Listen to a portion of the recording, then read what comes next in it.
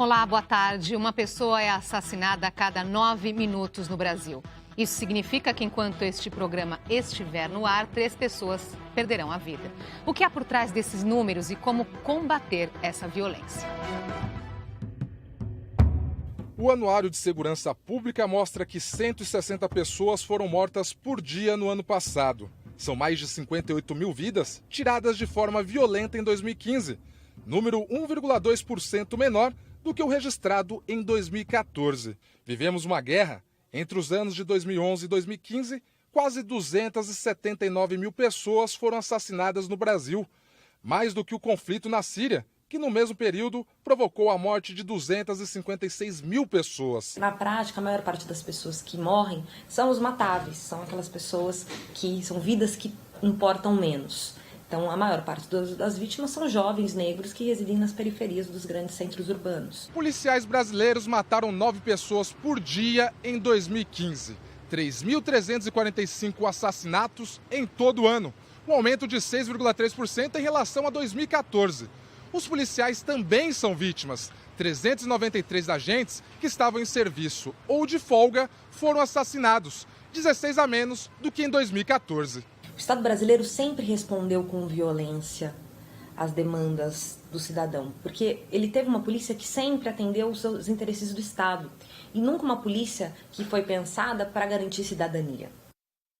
E para falar sobre a violência no Brasil, recebemos a pesquisadora Roberta Astolfi, do Fórum Brasileiro de Segurança Pública, e Bruno Paes Manso, pesquisador do Núcleo de Estudos da Violência da USP. Participe aqui da nossa conversa, você pode mandar perguntas e também comentários pelo Facebook e pelo Twitter. Os endereços estão na sua tela. Muito obrigada por terem aceitado o nosso convite, por estarem aqui com a gente. Obrigada. Obrigado a vocês. Vamos começar então com esses números que nós abrimos aí o programa. Alarmante, a cada 9 minutos uma pessoa foi assassinada no Brasil no ano passado.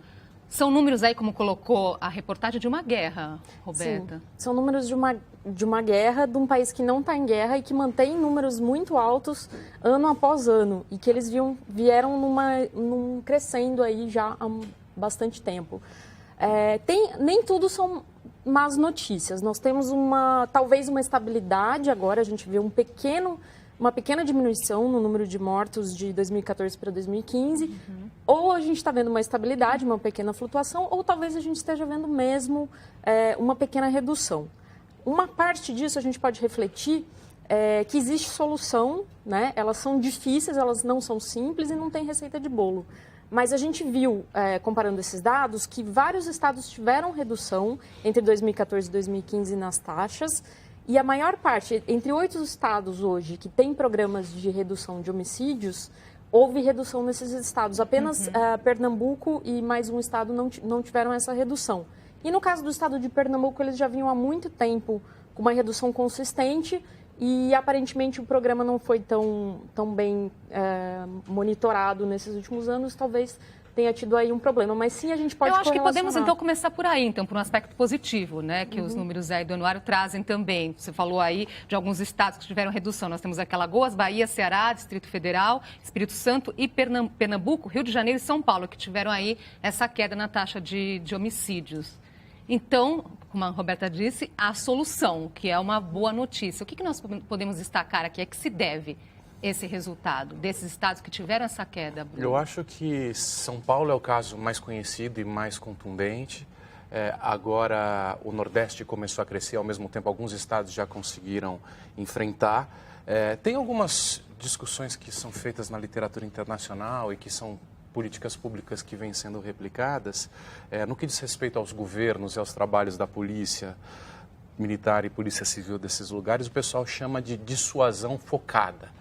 Essas cenas com muitos homicídios são cenas que muitas vezes são praticadas por grandes predadores, matadores que matam mais gente do que... Não é que todo mundo está se matando, tem grandes matadores. Retirar esses grandes matadores de circulação, com investigação, inquérito bem feito e um trabalho policial, é um ponto importante. Retirada de armas, outro ponto importante, porque as pessoas deixam de sair armadas nas ruas. Trabalho de prevenção, fundamental para manter isso no longo prazo. Existe uma série de lugares bem-sucedidos que conseguiram, principalmente, inclusive na América Latina, nos Estados Unidos, em outros lugares do mundo que existem certas medidas preventivas e de Estado a serem tomadas, que o homicídio é possível ser reduzido em curto prazo. Isso é interessante. São Paulo reduziu 80% em 16 anos, Nova York também, Medellín também, Bogotá. Então, são grandes quedas que salvam muitas vidas, que são possíveis fazer com política pública. Por falar até dessa questão aí de Nova York, o Milson Nunes faz essa pergunta justamente aí, esse programa de tolerância zero, né, que teve muito sucesso lá em Nova York. Existe dificuldade de implementá-lo aqui? Seria um bom exemplo, ele pergunta? Uma coisa que é interessante que as pessoas não sabem quando ouvem tolerância zero, existem várias formas de pensar tolerância zero. Pode-se pensar uma forma de policiamento muito forte, muito ostensiva, e pode-se pensar numa polícia violenta também. Não é o caso de Nova York. Você sabe que o controle policial das ouvidorias de polícia, um policial em Nova York, se ele tirar a arma do coldre, ele vai ter que responder e explicar por que ele fez isso. Né? Então, a gente tem que tomar cuidado. Sim, é muito interessante, mas é preciso conhecer essas iniciativas. Muitas vezes, a expressão tolerância zero leva as pessoas a pensarem em ações violentas por parte da polícia. E não é bem assim, muito mais uma questão de investigação e de um policiamento ostensivo forte.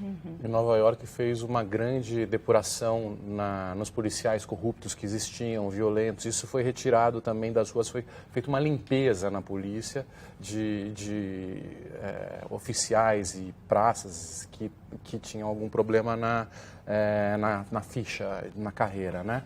Além do que eles deram a entender de que não se tolerava, acima de tudo, a violência. Então, o tráfico de drogas, por exemplo, que era feito por BIP, era tolerado, ao passo que o tráfico de drogas que era feito no território era intolerado, porque era esse tráfico que gerava violência. Então, teve uma sinalização de que os crimes violentos eram um problema que a cidade não iria tolerar. Então, esse tipo de sinalização, de comunicação das forças de segurança, o que a gente não quer, é importante também para...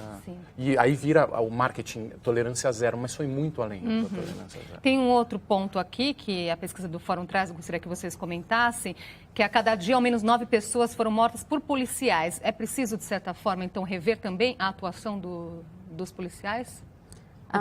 O Fórum Brasileiro de Segurança Pública acredita que sim, né? A gente tem investimentos, a gente sempre pensa na solução de uma polícia melhor, mais eficiente, mais armas, mais dinheiro, mais efetivo. Mas esse efetivo e essas armas para fazer o quê? Para matar mais? Não seria mais interessante investir em investigação eficiente? Né? De fato, a letalidade policial brasileira é muito alta. O estado de São Paulo, por exemplo, que tem a menor taxa de homicídios no país, tem uma taxa de mortos por policiais em confronto que é acima da média nacional.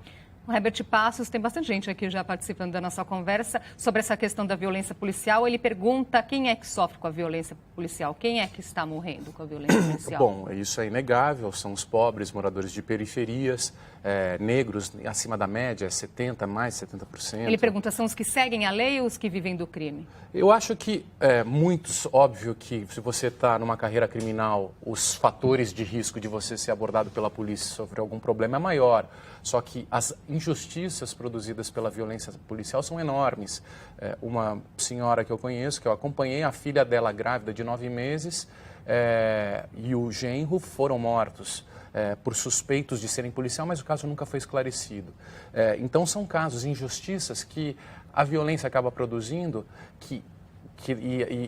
essas corporações, esse sistema deveria produzir justiça e acaba produzindo infinitas injustiças, causando revolta, raiva, vontade de, inclusive, integrar o crime justamente pelas injustiças que são produzidas pelas corporações. As corporações passam a ser vistas como vilãs. E o próprio policial sofre também nessa guerra, porque se você tem o policial apetitoso, como eles falam, que vai para cima, o policial que não está afim disso fica vulnerável também e acaba sofrendo. Essa ideia da guerra é uma ideia equivocada, que só produz mais violência. E há 40 anos existe. Desconstruir essa ideia de que eles são soldados em guerra, ao contrário do que eles pensam, eles são oficiais ou policiais para trabalharem, como a Samira mesmo falou, com cidadania, fortalecimento de cidadania, inclusive mediação de conflitos, etc. Desconstruir a ideia da guerra é o mais importante, porque os próprios policiais também acabam sofrendo com isso. Desconstruir quer dizer, é um pensamento, então, é mais difícil, então, lidar com isso, Roberta? É um paradigma, porque intuitivamente a gente acredita na violência se combatendo com violência, especialmente na questão das armas. Ela tem um sentido, sim, eu tenho que ter direito a ter arma para poder me proteger. E todos esses paradigmas do enfrentamento, embora eles tenham sua lógica, eles façam sentido para o cidadão, quando você começa a olhar o que acontece na realidade, as consequências, as correlações, você vê que elas são muito mais prejudiciais do que benéficos. Por exemplo, a questão das armas. A arma que o cidadão tem na sua casa, que ele acredita que ele vai se proteger, ela muito frequentemente é roubada, né? E vai entrar no crime e vai alimentar, por exemplo, o roubo. Um argumento da polícia, muitas vezes, para usar de violência, é que o crime está cada vez mais armado, com armas, fuzis, armas cada vez mais potentes, quando a gente sabe que, na verdade, a arma do crime é um revólver 38, que é o que o cidadão tem em casa. 5.000 armas foram roubadas das empresas de segurança privada em 10 meses entre 2015 e 2016. Essas armas foram para o crime, né? Então, imagina a arma que você tem em casa, mesmo, claro, as pessoas têm direito, né? Mas é preciso refletir o quanto essa ideia do embate violento ela é eficiente para produzir segurança pública. Antes de passar para o Bruno, eu vou só colocar o comentário aqui da Tereza Maria. Ela diz que ela respeita muito a polícia e diz que fica muito irritada com a criminalização da PM. Bruno. Eu acho que concordo com ela. Eu acho que a gente não está criminalizando a PM. Talvez se eu passei essa ideia, eu passei uma ideia errada, não é essa a nossa ideia. A gente até estava conversando agora, a Roberta falou, quando a gente critica um médico, a gente não está criticando a medicina e quando ficar doente a gente vai ser tratado por um médico. Não é porque a gente critica, a gente faz essas críticas para melhorar a corporação, para que a corporação, inclusive os próprios trabalhadores da corporação, melhore. Esse é o nosso objetivo. Não existe uma sociedade sem polícia. Mas como é que é uma polícia no Estado democrático? Qual é o papel de uma polícia no Estado democrático? Existem bodes expiatórios internos que são criados e criam uma sensação de pânico e de uma defesa do extermínio. Qual é o papel, Bruno? O papel da polícia é garantir direitos, é mediar conflitos, é evitar que crimes sejam cometidos pela prevenção, mas a polícia não é solução para tudo. Sim. A polícia é só um instrumento do Estado para lidar com os conflitos. Você tem uma série de outros instrumentos que precisam ser usados. E muitas vezes nos dias de hoje, por essa demanda de ordem e essa demanda e esse medo, essa vulnerabilidade das pessoas, a polícia vira a solução para tudo e não só a polícia, a violência e a força parece ser a solução para esse medo de desordem que as pessoas têm. E é uma ideia equivocada e o monstro acaba sendo alimentado e nos devora depois. Então, assim, a gente não é para que a gente está criminalizando, a gente está tentando pensar as consequências que isso pode ter contra a gente mesmo. E em relação aos policiais também, eles são extremamente vitimizados. A qualidade de vida de um policial no Brasil, de um praça, de um investigador, de alguém que está na ponta, ele tem muita vulnerabilidade, a sensação de insegurança, de mudar trajeto, de não usar farda, de não se expor, de sequer em certos ambientes dizer que ele é policial. Né? Exatamente. Porque é preciso olhar para o outro lado dessa história, que é justamente esse, né? Os policiais também são mortos, o número é grande também. E em 2015 foram mortos 393 policiais.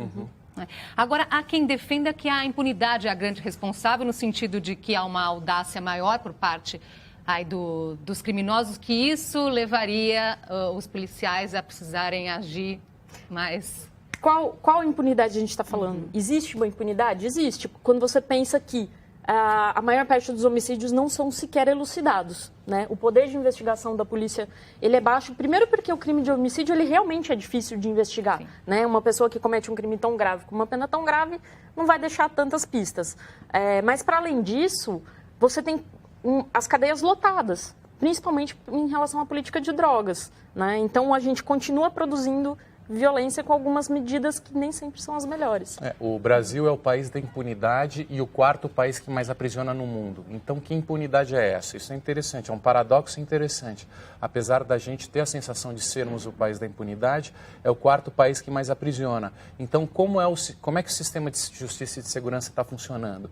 Quem a gente está prendendo? Será que a gente não está prendendo mal? Será que a gente não está prendendo gente que não deveria ser presa? E será que gente que deveria ser presa não está sendo presa? Qual é a prioridade no nosso sistema de justiça? Me parece que a violência é o problema maior. A gente não quer violência. Eu acho que a covardia de pessoas que roubam uma senhora ou que praticam violência contra um terceiro, esse tipo de covardia é uma coisa intolerável. Então, isso tudo bem, o sistema de justiça tem que ser eficiente, mas também se prende por furtos banais de comida, de mulher que está passando fome. Tráfico de drogas, até que ponto você lotar as prisões com traficantes primários, pessoas que vendem droga primário, faz sentido ou não? Porque sempre um lucro de 8.000%, sempre vai ter alguém disposto a entrar. Então a questão não é como diminuir esse lucro e como diminuir o incentivo para as pessoas comercializarem. Então tem questões mais inteligentes. Não é que a gente está defendendo o criminoso e sendo contra a polícia. A gente está pensando em soluções que sejam mais viáveis, porque a gente já viu que tudo isso não está dando certo. O mesmo remédio vem sendo dado e a sensação de vulnerabilidade, de medo só aumenta. Então, o que está dando errado? Essa é a nossa pergunta e esse é o nosso papel quando a gente faz essas críticas. Tem um exemplo que eu gosto de dar, que é a lei dos desmanches, por exemplo. É uma lei extremamente inteligente que foi feita para combater furto e roubo de carros. Você tem uma fiscalização muito grande, uma grande parte do lucro do roubo de carro não é mais o carro que vai para o Paraguai, como era antigamente, agora é o desmanche e a venda de autopeças. Você tem uma fiscalização muito maior, que depende da polícia para ser feita, é claro. A gente precisa da polícia, a gente quer que a polícia que ela esteja agindo. Só que nessa fiscalização você faz sem praticamente nenhuma violência, né? Com a força policial ali, ninguém se machuca e você tem, de fato, uma redução. O Estado de São Paulo tem reduzido consistentemente os números de roubo e furto de carro. Agora, quem que acaba pagando por esses excessos? É o próprio policial, os seus familiares ou as instituições respondem por isso, Bruno? Eu acho que o policial... Tem o Coronel Giraldi, ele fez um método que a polícia começou a seguir, enfim, eu não sei até que ponto isso continua forte, mas é um método de tiro defensivo para a polícia não se achar herói e sair caçando bandidos, porque isso é inclusive criticado na polícia. Quando o policial sai atrás atirando, fazendo tiroteio na rua, isso é muito criticado estrategicamente. Mas ele fala assim, olha, policial, a sociedade quer que você vá atrás do bandido. Você vai ser visto como herói, você vai receber aplauso. Isso você vai ficar...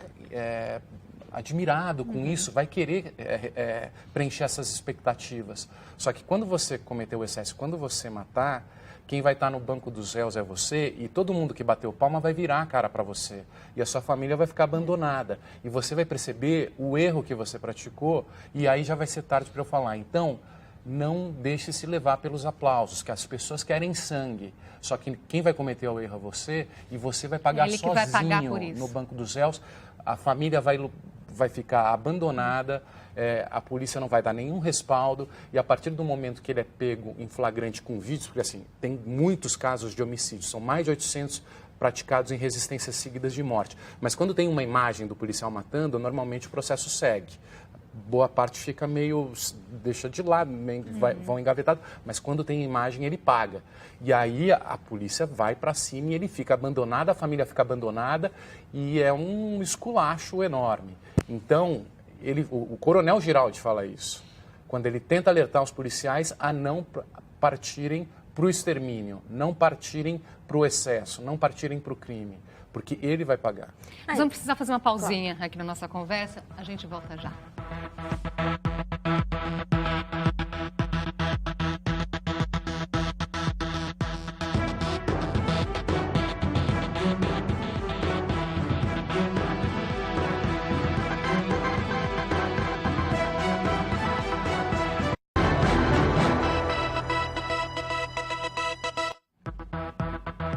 Já estamos de volta com o JC Debate. Hoje conversamos sobre a violência no Brasil. Com a gente, Roberta Astolfi, pesquisadora do Fórum Brasileiro de Segurança Pública, e Bruno Paes Manso, pesquisador do Núcleo de Estudos da Violência da USP.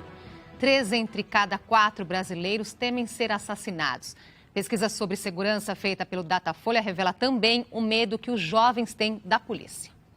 Os moradores da Brasilândia, zona norte de São Paulo, estão assustados. Rovilson foi vítima de um arrastão no ponto de ônibus.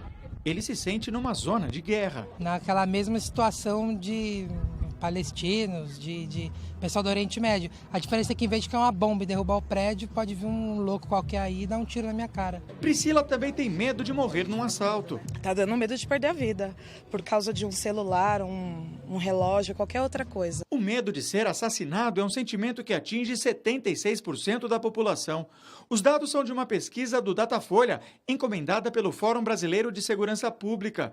85% temem ser agredidos por bandidos e 59% pela polícia militar. Sensação que se justifica. No ano passado, mais de 58 mil pessoas foram mortas de maneira violenta, incluindo criminosos e policiais. A preocupação da população com a violência mobilizou os chefes dos 3 poderes no Brasil. O presidente da República, Michel Temer, a presidente do Supremo Tribunal Federal, Carmen Lúcia, e o presidente do Congresso Nacional, Renan Calheiros, se uniram para lançar um Plano Nacional de Segurança Pública.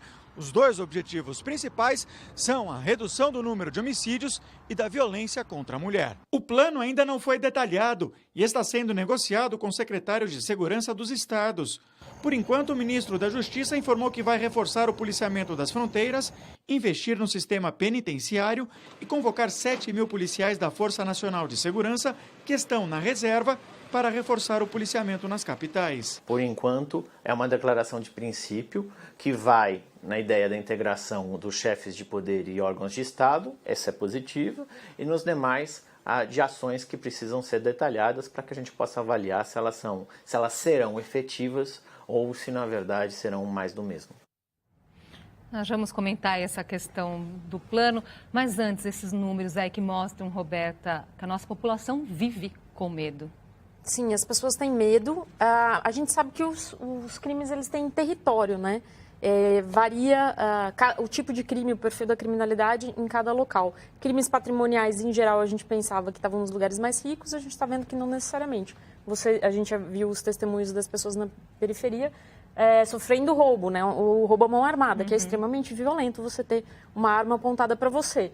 E aí é importante a gente voltar na questão das armas, né? Embora ninguém queira ser furtado, ser privado de um bem, o mais importante é garantir que as pessoas não sejam vítimas de um latrocínio, por exemplo.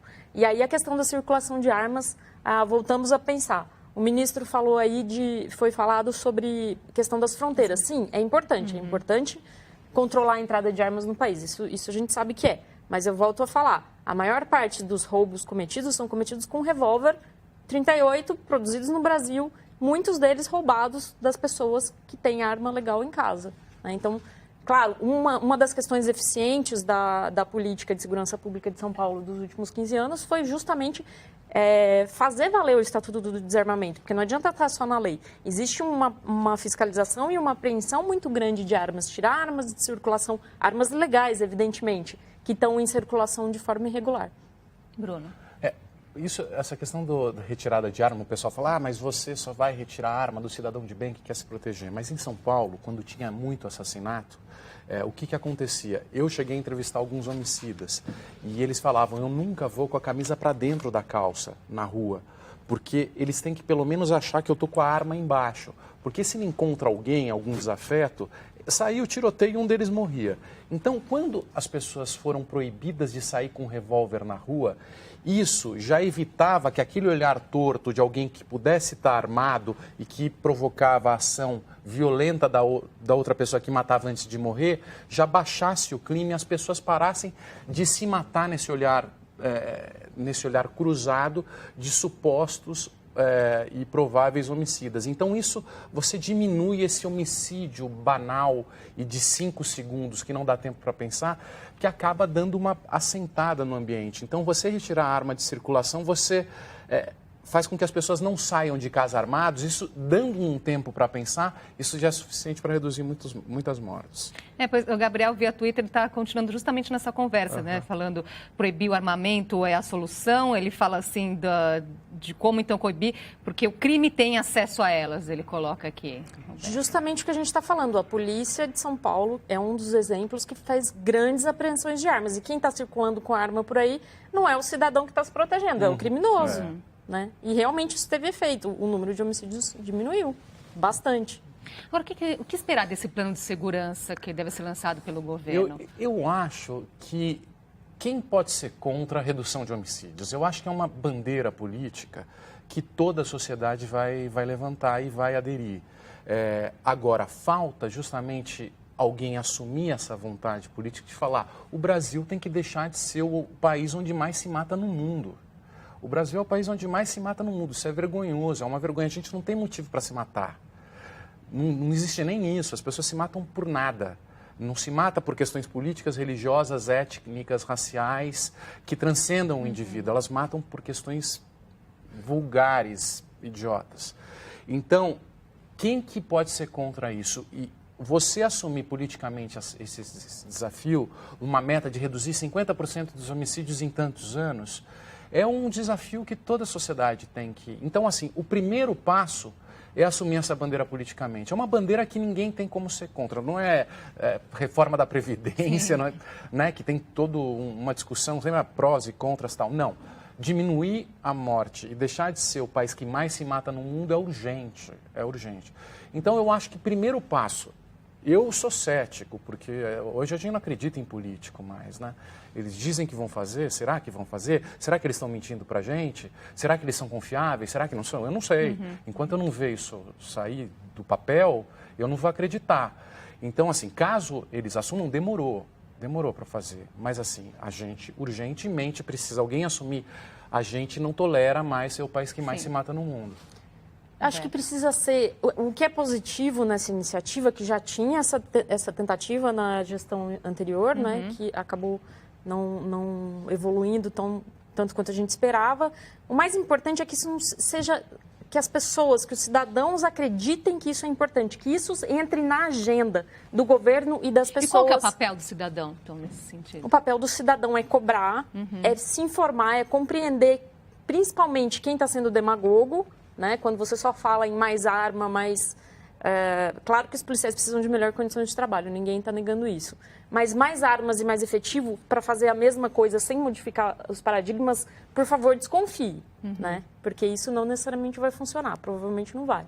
Né? O papel do cidadão é desconfiar e acompanhar. E, claro, quando havendo resultados positivos, votar, enfim, sim, e apoiar e cobrar. Agradeço muito a participação de vocês hoje aqui com a gente. Até uma próxima oportunidade. Até a próxima. Obrigada. E o JC Debate fica por aqui. Inscreva-se no nosso canal no YouTube. Estão todos os nossos programas anteriores. Obrigada pela companhia, pela sua participação e até a próxima.